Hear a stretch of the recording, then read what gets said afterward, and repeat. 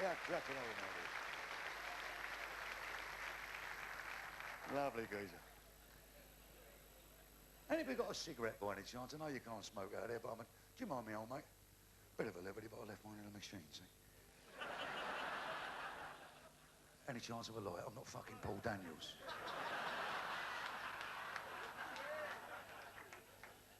As long as we're home by Friday. Mine ears up my trunk. Good luck, son. Losing your barnet like me, cocker, eh? That's all them U-turns on the sheets, eh?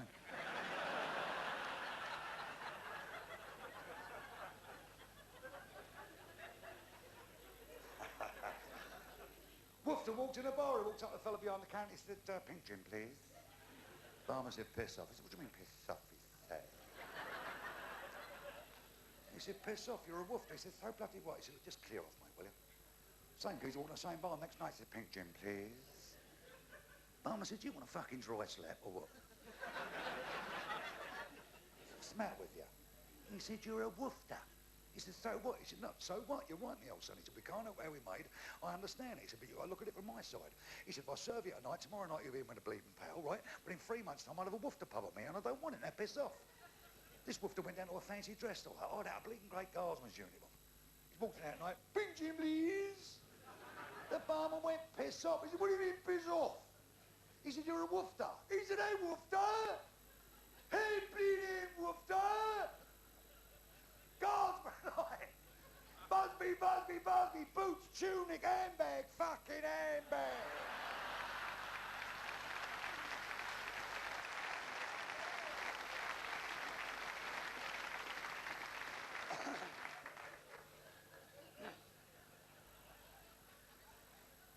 Geezer said to his mate, oh, hey, Dave, he said, what's the matter? He said, what's the matter? He said, look, you look upset. He said, upset? Upset? He said, Dave's dead. He said, Dave's what? He said, Dave's dead. He said, what happened? He said, what happened? He said, he's coming home the other night. He said, he's pulled outside the house, put his foot on the brakes ain't working. He's come across the lawn, through the bleaking gate, he's hit the concrete steps, the car stood up an end, he's gone through the steel roof of the car, up to the bedroom window, straight through the bleaking bedroom window, all the glass has come down and shattered him in the back. Oh, he said, oh, choked with that. He said, no, he got away with it. He said, what he did then, he said, he's trying to get himself up. He said, he grabbed hold of the wardrobe to help himself up. He said, as he's grabbed up, the wardrobe's coming towards him. He's put his left hand out to steady himself. He's grabbed the light bulb. You know that big chandelier fitting? It's all come down. It's cut his face to smithereens. And the wardrobe has smashed him into the bedroom floor. Oh, he said, what? Terrible. He said, no, he got away with it. What he did, he kicked the wardrobe off him. He's crawled out to the hallway, lifted up, got the loft ladders down, and he got up to the loft, trying to pull the wire out that he pulled through the ceiling. As he's gone up, his foot's gone through the floorboard. He's reached out again for the header tank. As you know, that header tank up there's 1,000 gallons. It's come over on him. The water splashed all over him. The bleeding header tank has smashed him through the ceiling, onto the landing below, and all the water's gone, and it's caved all his ribs in. Oh, he said, what a way to die. He said, no, he got away with it, He said, he's pushed the header tank off him. He's staggered about, he's hit the banisters, he's gone right over the top of the banisters, but he's brought the banisters down, the banisters are twisted in mid-air, and as he's hit the ground, the banisters have come down and pinned him to the floor. 4 banisters right through his chest, there's blood all over the place. Oh my God, he said, what a way to die. He said, no, he got away with it, He's pulled the banisters out himself. He's staggered in the kitchen where all the water is. He's slopping about through the water. His big toes caught the carpet. He's ripped the carpet. He's fell forward. He's put his head through the wall where the light switches is. All the electric cables have gone round his bloody head. 300,000 degrees, then bolts all full with the water. Oh, he said, what a way to die, man. He said, no, he got away with it. He said, fucking hang on a minute. Hang on. He said, how did he die? He said, I shot him.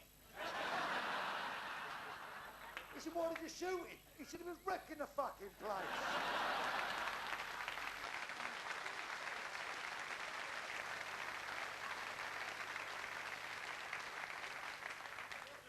Two 4-year-old boys in class once said his mate Dave, over there behind that radiator there's a contraceptive.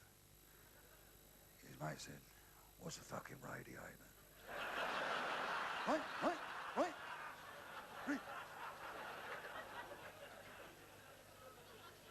The other kid said, miss, what does masturbation mean? Oh, masturbation, that's a mouthful. He said, no, that's a fucking blowjob.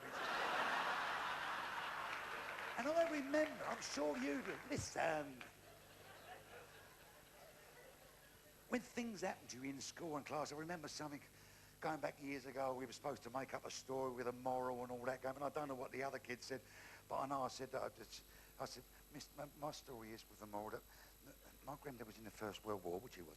I said, and he was out with a platoon of men, and they all got killed, and my granddad was on his own in his shallow, and all he had was a bottle of whiskey, and 12 bullets through his gun, and a bayonet. And when all his mates got killed, he drank the bottle of whiskey, and he thought, in for a penny, in for a pound, and he jumped over the shallow, he said, and he shot 12 Germans, and he killed another 48 with his bayonet. Sure, that's a gory story, Michael. What's the moral to that, son? I said, don't fuck about with my granddad when he's pissed.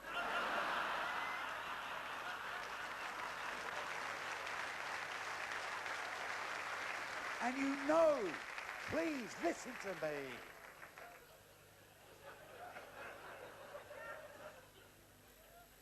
And you know, for those amongst you who haven't got kids or a family as yet, it's such a joy, and I say to it with great sincerity, a family is such a joy and such a boon. They bring lots of tears. God, do they bring heartaches, but the joy they can bring you.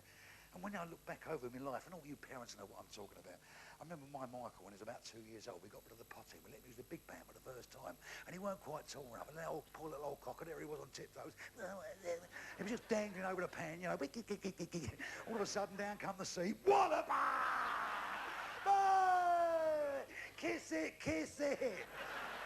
She said, don't you fucking start your father's larks, you know. And I say this with great sincerity. All you ladies sitting out there, I've always said this, and I mean it very sincerely.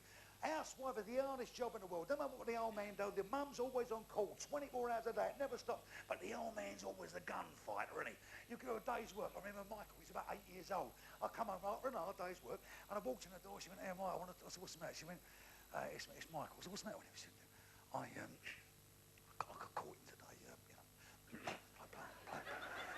Playing with him. So I said, well, you know, all right, well, you know, tell him.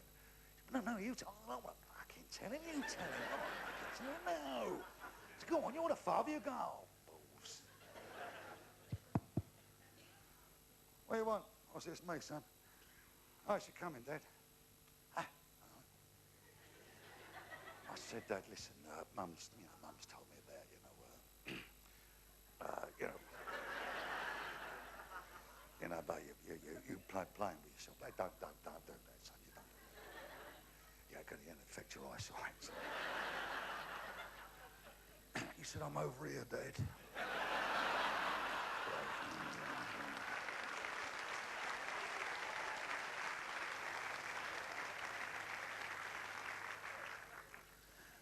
Geezer said to his boy one day, tell him I'm going to do something, take you down to South End for the day, but not like we do nowadays in the car, like we did in the old days on the chuff-chuff. He said, you mean it, Dad? He said, I do, son. They got on the chuff-chuff, they've gone down to South End, they're walking on the beach, and the boy said, here, Dad, can I have an ice cream, Dad? Can I have an ice cream, Dad? He went, hang on, Don, yes. You can have an ice cream, little man, but don't go running away with yourself, because you just got off the chuff-chuff. He said, there's the ice cream. Cool. He said, thanks, Dad. He's all up his hooter, running down his shirt. 15 minutes later, there's another sign there. Rocks. Course, you can have a rock, Dad. Can I? He said, hang on, boy, hang on. Yes, you can have a rock, little man, but don't go over the top. You just got off the chuff-chuff. You had an ice cream. Now you want a rock. You want a rock, Dad. He said, there's the rock, darling. It's all crumbling down his strides. His lips and hands are all stuck together. Half hour later, there's another sign there. Donkey rides. Oh, he said, can I have a donkey ride, Dad? Can I? He said, hey, boy, hang on. He said, hang on now, listen. You've had a ride down on a chuff-chuff. You've had an ice cream. You've had a stick of rock. Now you want a donkey ride. He said, I want a donkey ride, Dad. He said, get on the donkey. Get on the fucking thing.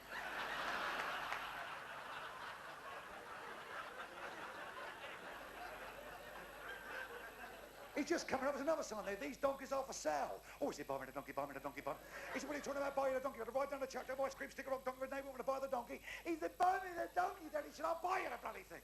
They got the donkey on the boxcar on the train going home. He said, what are you going to call it, son? He said, Dad, I'm going to call it Wanker. He said, Wanker? You've had to ride down the chuck, have ice cream, stick a rock, donkey, ride, booked you the donkey. Now you want to call it Wanker? He said, I want to call it Wanker, Dad. He said, call it what you bleeding like. They got it back to the house. He said, where are you going to keep it, son? He said, Dad, I'm going to keep it in my bedroom. He said, with a fucking edge up you are. What are you talking about? You've had a ride down a chuck-chuck, ice cream, stick a rock, don't ride, book to the donkey, you've called it wanker, there's no way you're going to keep it in the bedroom. He said, where are you going to keep it then? He said, don't worry, son, I'll build you a shed. The old man went out, built this great big shed, put the donkey in it. That night there was a thunderstorm, and the lightning went lash, and the thunder went crunch. The donkey went bezwork, wallop, over's gone the shed, and he's had it across the field. Now, the boy has seen this. He ran to his dad's bedroom. He said, Dad, Dad, wanker's off. He said, now fucking turn it in, son. You've had a ride down a chuck-chuck. Ice cream was chicken rock.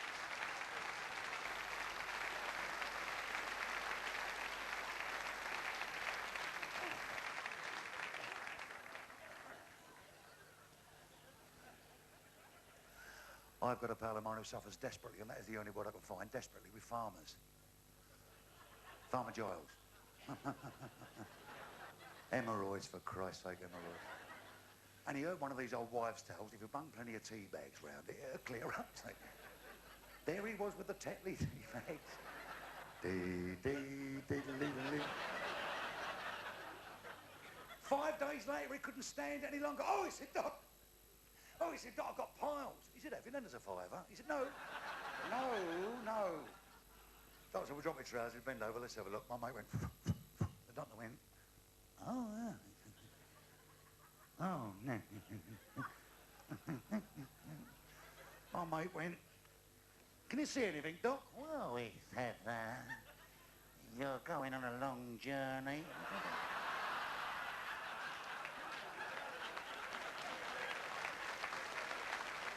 Will you turn it in? I'm going home last night on the side of the road to go, thumbing a lift. I thought, Michael, my son, that would do you. I've got to go on the back of the motor, neck in the crook of my arms, legs up in my lap. I'm blowing down the rear, doing me Martin Harvey. I said, babe. I said, you got the summer in your hair.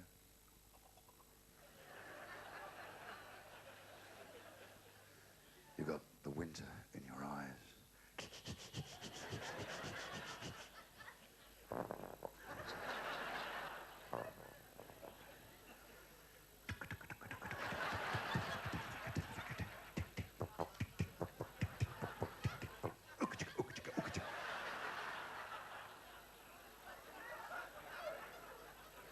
I said, you got the autumn in your lips. She said, if you don't get some spring in your ass, we'll be here all fucking night.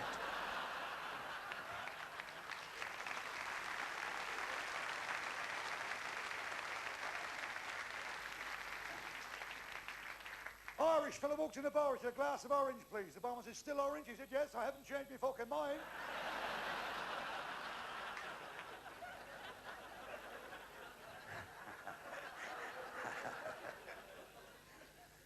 Geezer won 15 grand on the pools. He said, well, how much I got to do with it? I mean, I've got a nice motor car. I can't buy an house with it, but I want to do something I've always wanted to do. I want to go to Japan for an holiday. That's what he did. He went out to Japan for an holiday.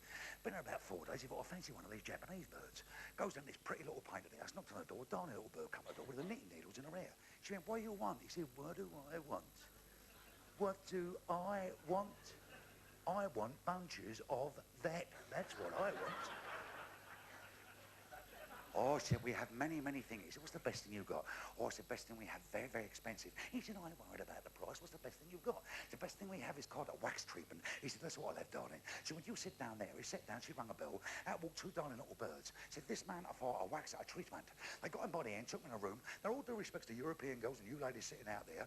Japanese girls, Far Eastern girls, they look after a man. They've been brought up from that age to look after a man.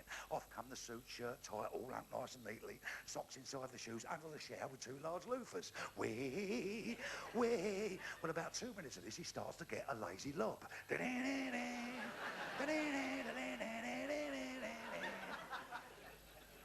They've dried him off, tucked him out, took him out of this room, and you know them Japanese girls have got those long fingernails? They started to rake his body gently, but very, very gently.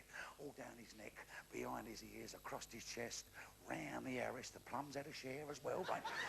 Well, he looked down and he was so proud he'd never seen it like that before. It was going... She went, are you ready for a wax treatment? He said, yes, I'm ready for the wax treatment, darling. With that, them two little girls disappeared. In walked an 18-year-old beautiful. Not thing on at all, not a bleeding stitch of clove on. Naked as the day when she was born, and a long black hair with a little nipple sticking from. She had a tongue like a roll of lino. Way she went, have some of that. She went, are you ready for a wax treatment? He said, of course I'm ready for a fucking wax treatment. With that, she took him by the hand, took him to another room. In the middle of this room was a hand-carved mahogany table with a big marble top. She went, you put the wink on table. He went, and it was laying again. With that, she disappeared. In walked a 32-stone sumo wrestler. He walked up to his geezer's dick and went, ah! Hey! And a fucking wax shot out of his ears. Ping!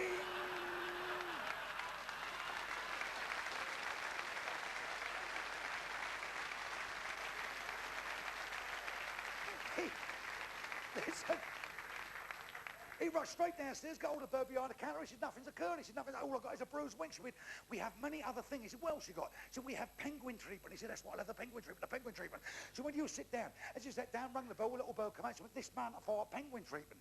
She got him by the hand, took him in the room. She went, you drop trousers and the pants around ankles. Why she went, started to choke his chicken. Oh, he says, yes, I like the penguin treatment. Oh, he said, yes, yes, yes. Oh, thank you, God, thank you, God, thank you, God. Oh, he said, yes, I love the penguin treatment. Here we go, here we go, here we go. With that, she got up and walked away. He went, where are you fucking going?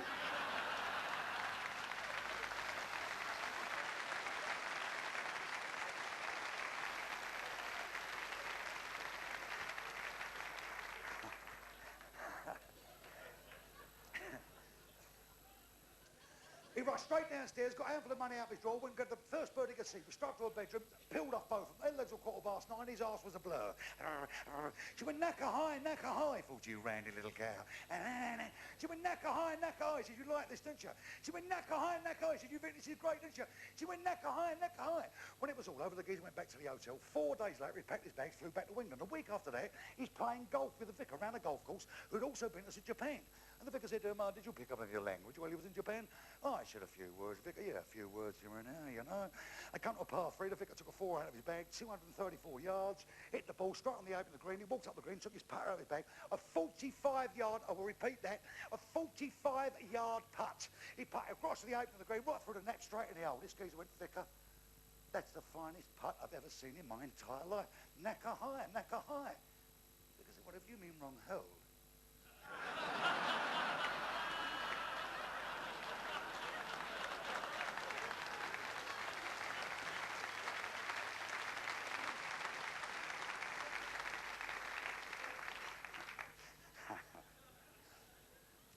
Phone rings in a woman's house. She picks the phone up, a voice at the other end of the line said, Mr. Davis. She went, yes. Mr. Davis, it's the mortuary here. Oh, my God, what's the matter there? Mr. Davis, I'm sorry, we have a very severe problem here. Not only is your husband's penis rather large, but rigor mortis is set in and we can't get the coffin lid down. Oh, right. What are you going to do? And Mr. Davis, the only answer we have is to sever your husband's penis at the base and place it in his own rectum. She's gone down to the mortuary the following day. There's her old man laying in his own coffin with his own wink up his own bum. And he's got a little tear in the corner of his eye. She leaned over and said, fucking hurts, doesn't it?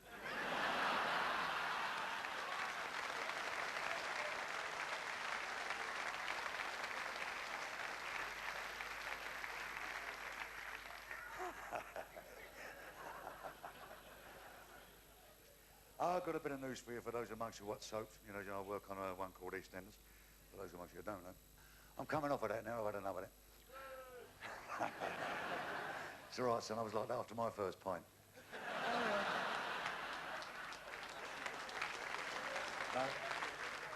I'm now going on the Antiques Roadshow. And I can't wait to say to some grey-haired old woman, do you know what that's worth, darling? Fuck all. Thanks for coming. Good night. God bless. I hope you enjoy it.